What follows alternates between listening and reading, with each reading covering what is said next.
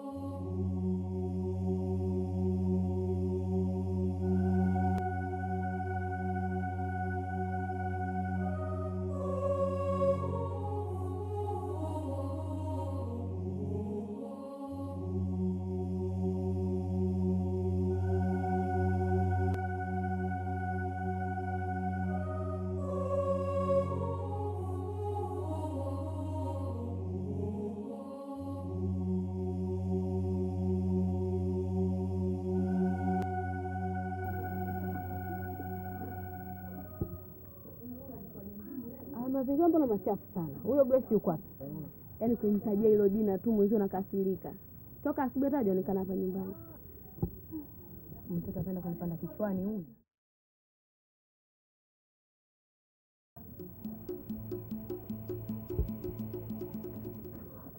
Wewe Grace. Rudi hapa.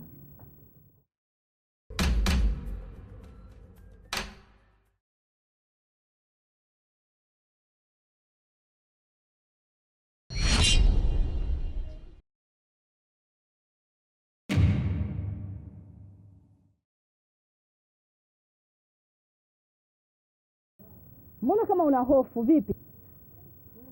Hapana dada.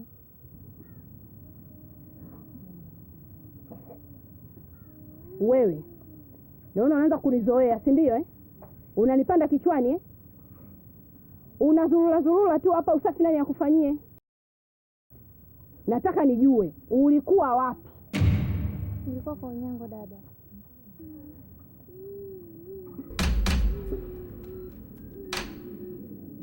Ulikuwa kwa Unyango?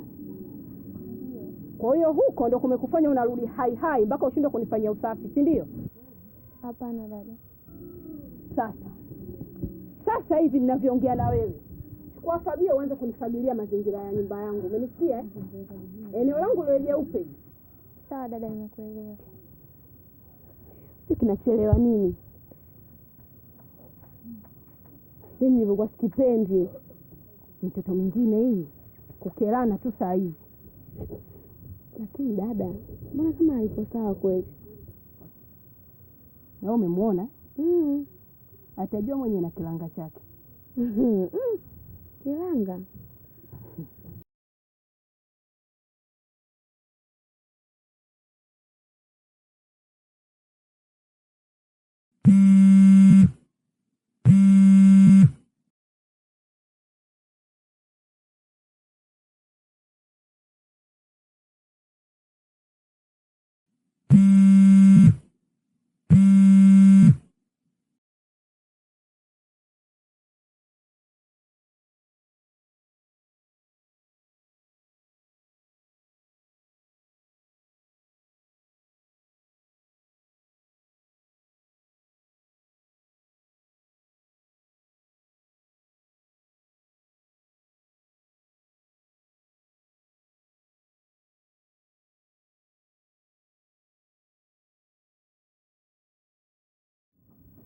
Steli vipi? Shwari vipi? Fresh. Ila shwari yenyewe naona kinyonge vipi? Nampigia kakaako muda sana. Sija atakuwa bize maana nina shida naye sana. Kuhusu blaza mtimbie magetoni kule. Sawa nitamkimbia. Niambie baba atakuzuia. Ya Steli vipi yenyewe? Sielewi, unajua getoni kule mazingira yenyewe peke yangu afu mazingira hamna tumboni, msielewe sasa. Kama kuna chochote kitu mnizingatie. Wewe ingia hapo ndani na chakula nimebakisha chakula. Ninapokuaminia sasa. Fresh. Na Mungu leo niende kwa magetoni kwake. Sawa fresh.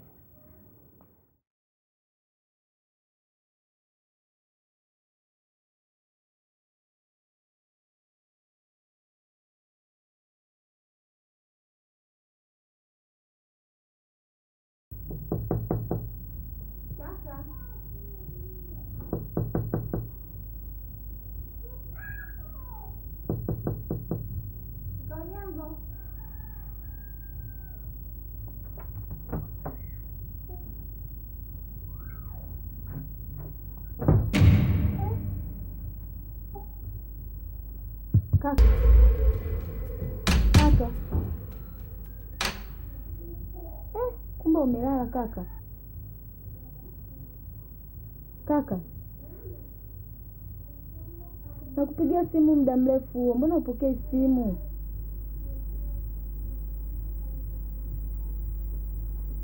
Kaka wanyangu. Kaka. Kaka. Kaka wanyangu. Kaka. Kaka.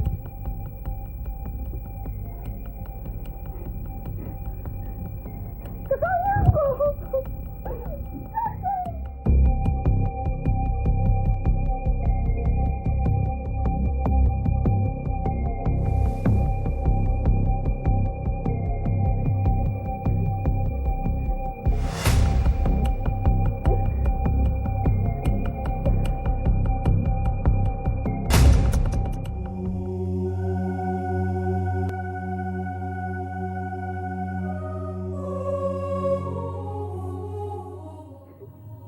Vipi mbona lia?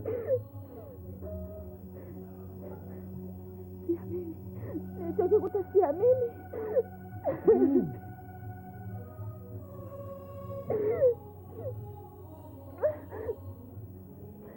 Wanyangu amefariki. Sasa nini? Hebu kuwa serious sister. Unajua nimekutana muda sio mrefu hapa. Wanyangu bwana amefariki. Nimeenda nyumbani kwake nimemkuta hana kauli kabisa.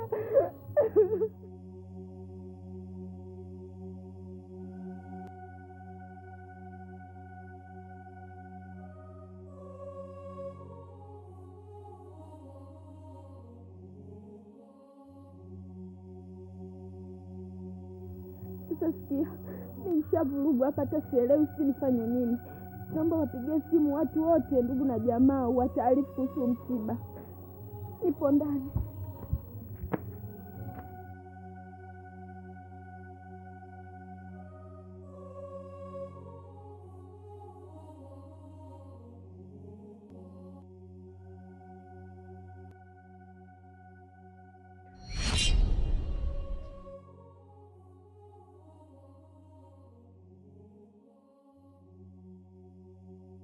Blaza huyo. Niambie mdogo wangu. Sema yenyewe nilikuwa nakutimbia magetoni huko yani. Sielewi mazingira sifuri yani. Sasa mdogo wangu kuhusu kuja magetoni kwangu nahisi itakuwa ngumu. Unaona hapa niko na shemeji yako na ningependa nikutambulishe. Huyu anaitwa Grace. Ndio shemeji yako Grace. Huyu hapa mdogo wangu anaitwa Shedrack. Hapo kuna swala la kunitambulisha blaza. Yaani hapa yenyewe nilivyoona nimekaa ni sema huyu wenyewe mtoto wa mtaani mimi nishindwe kumjua blaza, unijui mimi? Namjua. Kumbe mnajuana vizuri basi. Kwa ndio hivyo shemeji yako ukiwa unakutana huko njiani unanilindia. Ukimwona na mtu nipe taarifa tu. Ila kuhusu yani hamna shida kwenye mazingira. Wewe unajua mwenyewe kitengo.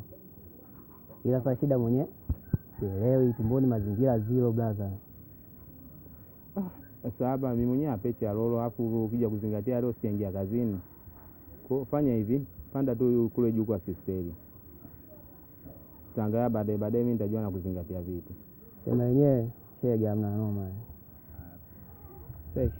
Haya poa, basi nipo na shemeji yako.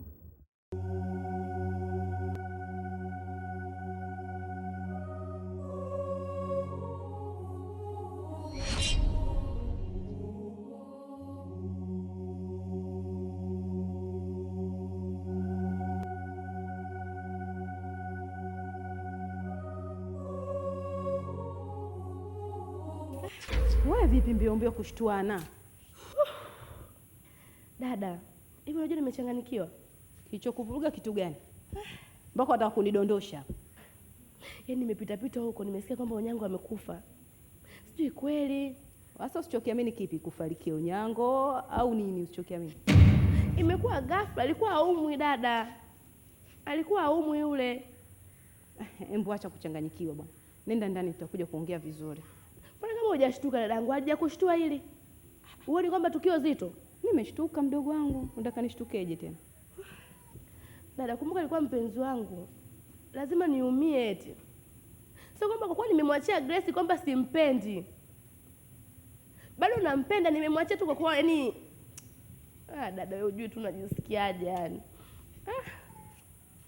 Wewe nenda kapumzike, usichanganyikiwe sana bure ukaja kunifia na mimi.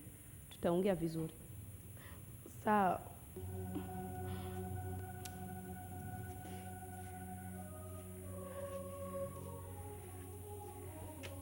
Na ukatuliza akili zako huko, nikakuta maiti nyingine bure.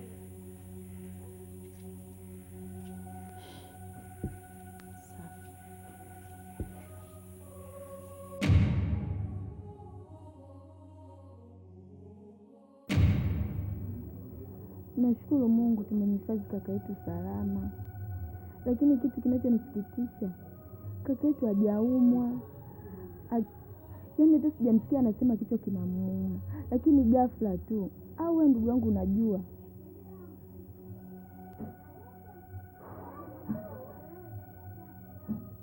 Sister, sio wewe, hata mimi naumia pia. Utofauti, mimi ni mtoto wa kiume, wewe ni mtoto wa kike, lakini hata mimi pia naumia. Halafu isitoshe ndio ilikuwa kama tegemezi kwenye hii familia, na ndo kaka yetu ambaye alibakia.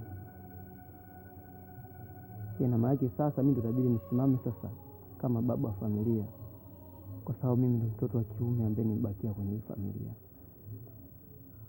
Lakini sister, mimi nakuhakikishia hiki kifo cha brother sio kifo sahihi, sio kifo cha mpango wa Mungu. Lazima kuna mtu atakuwa anahusika, na mimi hapa kama mtoto wa kiume lazima nifuatilie, na nitamfahamu mtu ambaye anahusika. Kaka kuumwa, alikuwa ni mzima, hakuwa mgomvi na mtu, ila mimi naamini hapa kuna mkono wa mtu. Mimi nitafuatilia, na aliyehusika na hiki kitu lazima alipe kwa hili.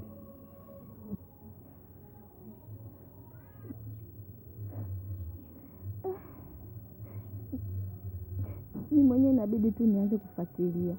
Nitaanza kupeleleza kidogo kidogo, imradi nijue kilichomuua kaka yetu ni nini. Yaani yeye ndo alikuwa baba yetu, na yeye ndo alikuwa kila kitu katika maisha yetu. Sasa tumebaki wawili. Shedi, naomba usimame kama alivyokuwa anasimama yeye.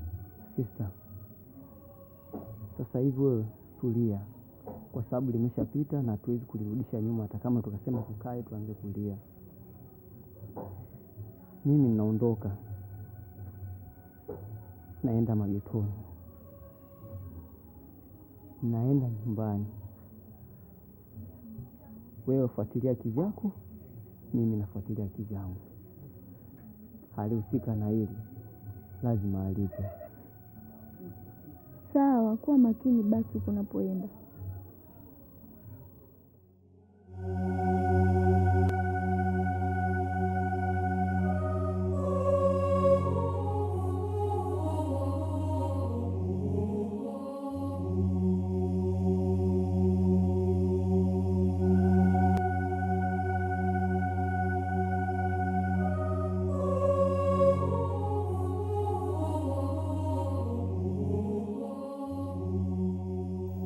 Grace, asante kwa kuitikia wito wangu. Na hata hivyo umependeza sana, hongera. Asante. Halafu vipi kuhusu siku ile? Yaani nilishindwa kukuelewa kabisa wewe. Hakunielewa kivipi? Ile siku tumepishana pale unakimbia huko spidi. Halafu umeshika nguo mkononi. Yaani nilishindwa kujua ulikuwa na shida gani.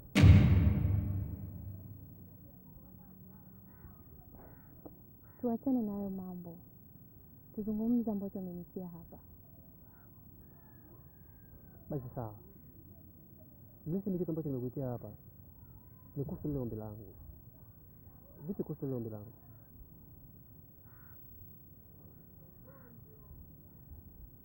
Unajua Mselemo, unanipa wakati mgumu sana.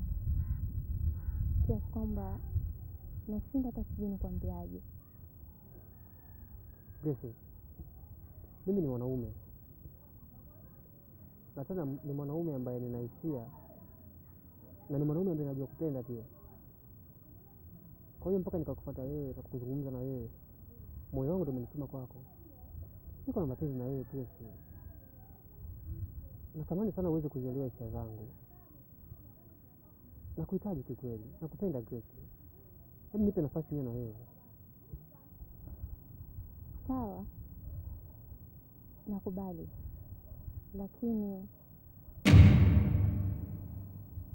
unaweza ukaja nyumbani ukajitambulisha na ukaongea na dadangu. Kuja kwa dadako Grace ni jambo muhimu sana kwangu mimi na kwako wewe pia. Naweza kaja kujitambulisha nikafahamika. Na nikataka kukuoa pia. Lakini mimi tayari nina mwanamke na wewe unajua. Sasa je, utakubali kuwa mwanamke wangu wa pili? Hilo swala la kuwa na mwanamke mwingine sio shida. Sawa. Hilo ni jambo la kwanza. Lakini lipo jambo la pili pia, ambalo linaweza kuwa ni gumu ama likawa rahisi, endapo tu wewe utaamua. Mimi na wewe dini zetu ni tofauti. Sasa je, unaweza kubadilisha dini ukaja upande wangu mimi? Kwenye swala la kubadilisha dini, sawa, naweza nikabadilisha. Unajua mwanamke hana dini. Kikweli hicho ndio kitu ambacho kinanifanya nikupende zaidi. Kwa sababu wewe ni mwanamke mwelewa sana. Na wewe unaelewa nini nasema. Basi haraka iwezekanavyo mimi nitafanya mpango wa kuja kwa dada yako ili niweze kulifanyia kazi hili sawa.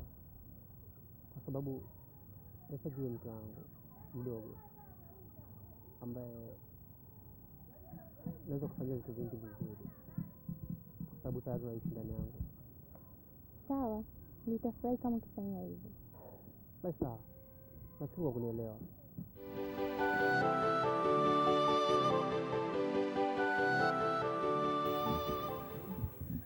Kila mke wangu leo anaonekana amependeza sana. Na uzuri pia unachangia. Wewe tena katika swala la kujipendelea. Hasa kama ni mzuri nisiseme. Kila mke wangu ni mzuri. Mzuri sana. Hata kutembeaga huko mtaani napata wivu kweli. Sio kama unanienjoy tu hapa. Mimi nakuenjoy sasa. Nakwambia kweli. Kwa mimi fiskali. Toto 2000. Ila mke wangu niko na jambo kidogo nataka nikushirikishe.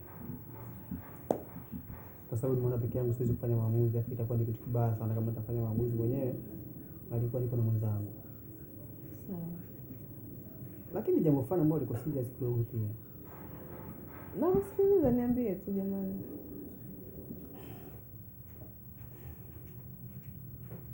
Mke wangu nimefikiria kuongeza mke wa pili.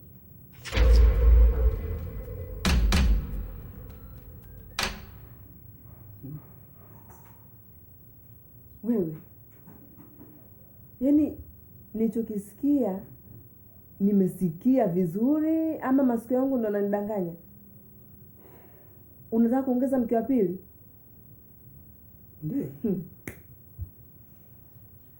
Kwani kuna ubaya ni kuongeza mke wa pili? Yaani kwa Mselemo umeamua sasa uende ukatafute mke mwingine uniletee mke mwenzangu humu ndani kwa sababu umenichoka ama?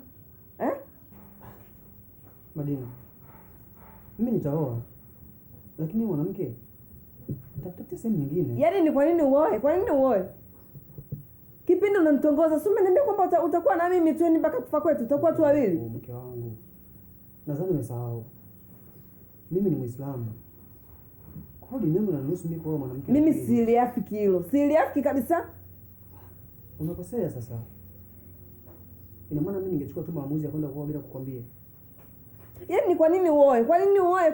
Kwamba mimi mbaya, mimi sikuridhishi ama kitu gani? Yaani mpaka unafikia tu unataka kwenda kuoa mwanamke mwingine. Mke wangu, bado narudi pale pale. Wewe ni mwanamke mzuri sana. Ni mwanamke ambaye uko kwenye moyo wangu, nilikupenda na maana nikakuoa. Ni uongo, unanidanganya. Hivi kama kweli mimi ni mzuri na umenipenda, kwa nini utake kuongeza mwanamke mwingine? Mimi sijapenda, mimi sitaki kuongezewa mwanamke mwingine. Nataka niwe mimi tu peke yangu, sitaki. Mke wangu, hebu nisikilize basi. Nadhani umesahau hata vitabu vya dini vinazungumzia hilo. Kuoa mwanamke wa pili ni sunna. Na wala sio kitu kibaya. Kikubwa mpendane, naye atakupenda na naamini hivyo. Na mtaheshimiana pia. Na hata hivyo, hata kaa huko ndani, hata kaa na sisi. Nitafutia sehemu nyingine. Kwa sababu wewe una nafasi kubwa kwenye moyo wangu zaidi ya yeye. Japokuwa pia nahitaji kumuoa. Lakini mke wa kwanza ni mke wa kwanza tu, mke wangu. Naitambua thamani yako vizuri mno. Na ndio maana nikakushirikisha. Nilikuwa na uwezo kwenda kuchukua mwanamke nikaoa, ndio nikaja kukwambia mke wangu nimeoa mke wa pili. Lakini nakujali na kuthamini na kupenda, na ndio maana nimekuja kukushirikisha mke wangu. Sidhani kama ni wazo baya. Tafadhali nikubalie basi katika hili. Kwa hiyo unaniahidi kwamba hautoniacha? Mke wangu, sio tu kukuahidi, ni zaidi ya kukuahidi. Na wewe mwenyewe unajua jinsi gani mimi nakuheshimu. Na kwa kuwa ulikuwa mwanamke wangu wa kwanza, nikakuoa, basi moyo wangu uliridhika na kila kitu. Kwa hiyo ina maana nikioa mwanamke wa pili eti nitakuacha, nitakusaliti? No. Nitapanga ratiba zangu, leo kwa huyu, kesho kwa wako, mambo yanaenda vizuri. Basi mimi ningeomba iwe kweli. Kwa sababu mara nyingi tunaona watu ambao wameoa wanawake wawili watatu, akishaoa tu mwanamke mwingine, basi mwanamke wa kwanza anakuwa hana thamani tena. Mapenzi yote yanahamishia kwa mke mwingine. Kwa mimi nilikuwa naomba kama ni kweli umeamua kufanya hivyo, na ni kwa sababu hata dini yenyewe inaruhusu, basi na mimi nimeridhika, ila naomba uendelee kunionyesha mapenzi kama ulikuwa unanionyesha mwanzo. Mimi kwanza nashukuru katika hilo. Lakini kikubwa ni kwamba siwezi kupunguza mapenzi hata chembe kwako. Kwa sababu nitambua thamani yako na heshima yako pia naijua. Nikikaa na nafarijika, tunacheka, tunaenjoy hiyo. Kwa hiyo hakuna kitu kibaya ambacho kitatokea. Basi sawa. Nashukuru pia kwa kuniambia. Kwa sababu nakupenda. Nakupenda pia mume wangu.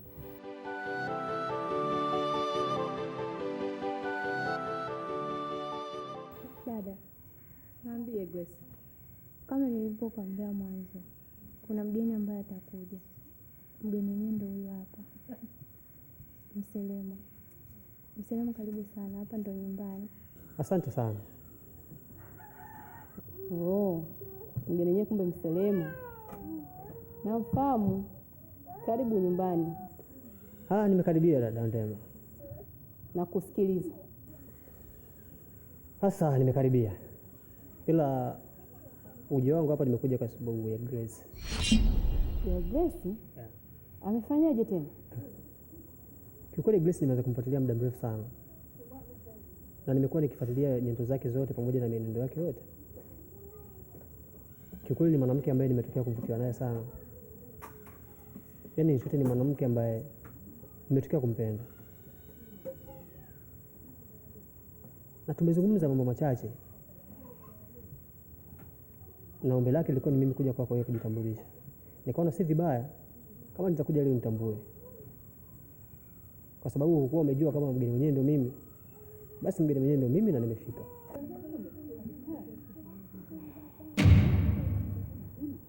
Sawa, mimi nimekuelewa Mselema. Lakini hapa mtaani kote haujaona mabinti wengine. Kwa nini Grace? Dada Ndema, kiukweli mapenzi yana nguvu sana. Na macho kazi yake ni kuona, lakini moyo kazi yake ni kupenda na kutamani. Nimeangalia wasichana wengi sana,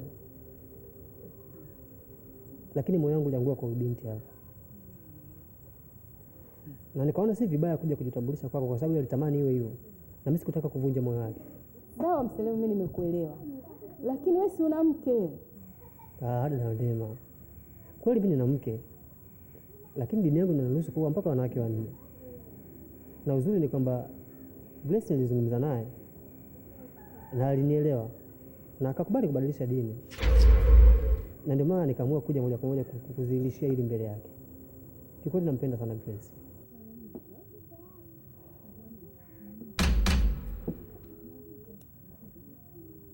Nimekuelewa, acha nilifanyie kazi. Huyu Grace mimi ni mdogo wangu tu kunisaidia kazi nyumbani. Ana wazazi wake, wajomba, baba zake wadogo. Acha niwafikishie kwanza hizi taarifa, kisha hapo nitakutaarifu nini kinaendelea. Basi kwa hiyo mimi nishukuru sana, na nilitegemea majibu mazuri pia kutoka kwako. Kwa hiyo nashukuru kusikia hivyo, talifanyia kazi pia. Karibu. Basi sawa, mimi naomba nikuacheni. Sawa. Grace, unaenda? Dada, naomba nimsindikize. Haya, mtoe. Twende mama, mke wangu. Dada, hivi Grace ana nini? Mbona kila mwanaume ni yeye tu, kila mwanaume ni yeye tu? Kwani ana nyota gani huyo ndugu yangu? Hem, kwanza shusha pressure. Nakwambiaje, huyu binti hapa hataolewa. Hiyo ndoa na Mselemo haipo. Niamini mimi. Ninachokifanya hapa nitamtafuta Mselemo peke yetu wawili.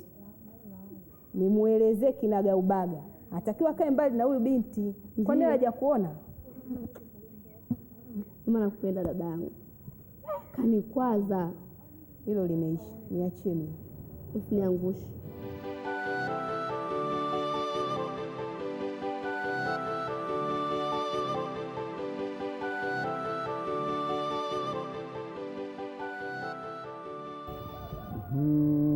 Fadhali nimekuona mwanangu.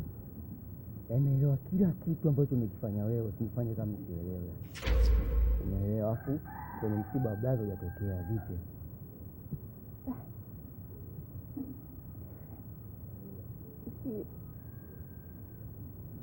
Sikuwepo. Ukwepo nini? Afu sikia mwanangu, yaani harakati zote mimi nazielewa. Yaani paka blaza anafariki hajauma, hajapitia kitu chochote. Mara mwisho nilimwacha na wewe, umeenda naye magetoni afu sister ajui. Afu nakuja kuniambia ni na kuelewaje, yani ilikuwaje vipi yani? Mimi kakako sijamfanya kitu chochote. Sikia, nafahamu kila kitu. Mimi sio chizi najielewa. Wewe umetoka na bro mzima afya amekuja nawe magetoni, afu baadaye ile atuelewe yani kimya. Afu msiba hujatokea. Nasema mimi sielewi. Unafikiri mimi nakuelewaje? Mimi kakako sijamfanya chochote. Sawa, nilienda naye geto, lakini mimi sijamfanya kitu chochote. Au si? Nimemwacha mzima. Unataka kunichezea akili, nijui vizuri mimi. Wewe mimi unifahamu, mimi kesho. Uniambia mwanangu. Utaniambia uniambie. Niachie sasa, nakwambia. Sikiliza, utaniambia uniambie. Niachie, nakwambia. Nipe kodi vipi? Mimi kakako sijamfanya kitu chochote. Wasikia, mimi sio chizi. Mimi naelewa 1, 2, 3 mpaka mwisho. Jua mtoka nyumbani mzima, unajua katoka na wewe. Yaani paka blaza anafariki, wewe ndo mhusika mmoja. Wewe ndo mhusika namba 1. Unataka mimi kunichanganya? Sasa sikia, ukitaka tu yamalize yaishe yasiendelee. Wewe unajua mtu wa watu ule mwanangu. Yule mtu wa watu ule. Si mmoja tu umeisha. Si mmoja umeisha mwanangu. Ukitaka tu yamalize mimi na wewe, kimya. Watu wenzao nanuka ni bless. Nikakubless ndo nini? Sikia, mimi mwenyewe nilikuwa nakuelewa tangu kitambo. Yaani nilikuwa nakuelewa. Sema ndo ile. Ndio kichwa aliwahi. Sikia, tunaenda magetoni ukanibless. au mimi nivute waya? Hai jamani, ndio amekuwa hayo tena? Sio tunaenda magetoni ukanibless au nivute waya?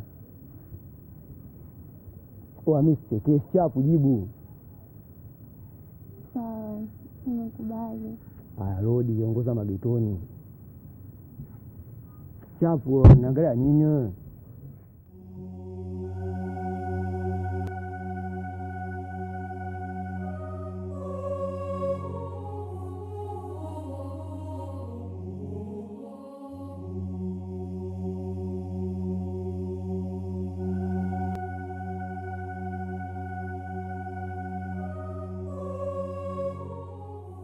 Vipi sasa? Unajua unachonifanyia sio kizuri. Mimi kaka yako sijamuoa, mbona nifanyia hivyo? Lakini wasikia, tumetoka kule tumeelewana, tunakuja hapa kitu hiki kimoja. Wewe amini kivuta simu ujue umekwisha. Unajua mimi kule nimetoka kishingo upande tu. Mimi kaka yako sijamuoa, sihusiki na kifo cha kaka yako, nielewe basi. Wewe kishingo upande nini wewe? Wewe asikia, wewe amini najielewa.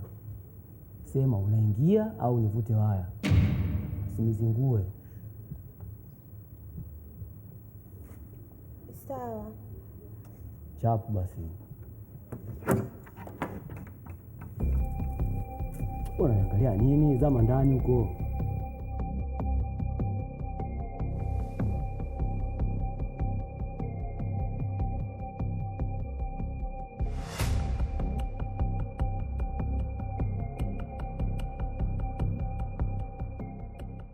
Mselemu, nashukuru kwa kuitikia wito wangu. Hichi kikao kina mambo haya mawili nataka tuyajadili. Ni vitu gani hivyo dada? Nafahamu lengo lako ni kumchumbia Grace, lakini nakushauri, kwani usimchumbie mdogo wangu watu? Dada, unajua watu mimi namjua muda mrefu sana, lakini pia hata Grace namfahamu kwa muda mrefu sana, na mimi moyo wangu umempenda Grace. Kwa hiyo ni moyo Grace. Jamani, sasa kwa nini unasema hivyo shemeji yangu? Mbona mdogo wangu ni mzuri tu, tena ni mzuri sana, yaani anafanya kazi vizuri tu, mnyenyekevu, ana adabu, jicho au hujamwangalia vizuri? Unajua wenyewe wanawake mna shida moja, yaani mnaweza mkaongea jambo kwa kuishi mko sahihi, lakini kumbe mnakwenda kukosea. Grace pia ni mwanamke na mimi nampenda na ana haki ya kupendwa pia. Kwa hiyo acha nimpende Grace. Mimi hapa namfahamu muda mrefu, lakini sikuwahi kuwa na hisia ya mapenzi na yeye. Sio kwamba na kutekateka kwenye moyo wako, lakini ninachokuambia mimi namaanisha shemeji yangu. Ipo siku utanikumbuka na mkeo atakumbuka maneno ambayo mimi nakwambia hapa sasa hivi. Unajua kuna kitu ukijui, mdogo wako watu ni mwanamke mzuri tu sana, na anaweza kupata mwanaume mzuri kuliko hata mimi. Na uzuri ni kwamba wewe tabia za mdogo wako unazijua, kama ni mbaya au nzuri. Unaweza kukaa chini ukamrekebisha mdogo wako akapata mwanaume mzuri mwenye heshima anayemwelewa kuliko mimi, kuliko ukafosi ndoa. Ukifosi ndoa mdogo wako ataharibikiwa. Mtafutie mwanaume sahihi. Acha mimi nimuoe Grace kwa sababu ndio mwanamke wa ndoto zangu. Siwezi kudanganya moyo wangu wala kupingana na moyo wangu eti nimwache Grace nikampende kitu ambacho hakiwezekani. Utanisamehe katika hilo. Sasa huyo Grace ana nini? Mshamba, mweusi. Wewe naye bwana. Mbona mdogo wangu ni mzuri tu. Hata ukimbeba hivi unaona kweli umembeba mtoto. Unajua ngoja nikwambie kitu kimoja dada. Huyo Grace ambaye unasema ni mshamba, mweusi, sijui mbaya, sikatoka kijijini. Mimi ni mwanamke ambaye nampenda. Na tena ndo mwanamke ambaye nimevutiwa naye.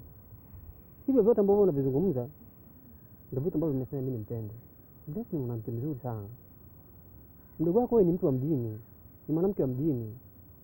Yaani ni mtu ambaye anaweza kufanya mimi maisha yangu yakayumba kwa asilimia kubwa. Lakini Grace naweza kumtuliza kwa sababu ametoka kijijini, hakuna anachokijua, naweza kumfundisha akanielewa.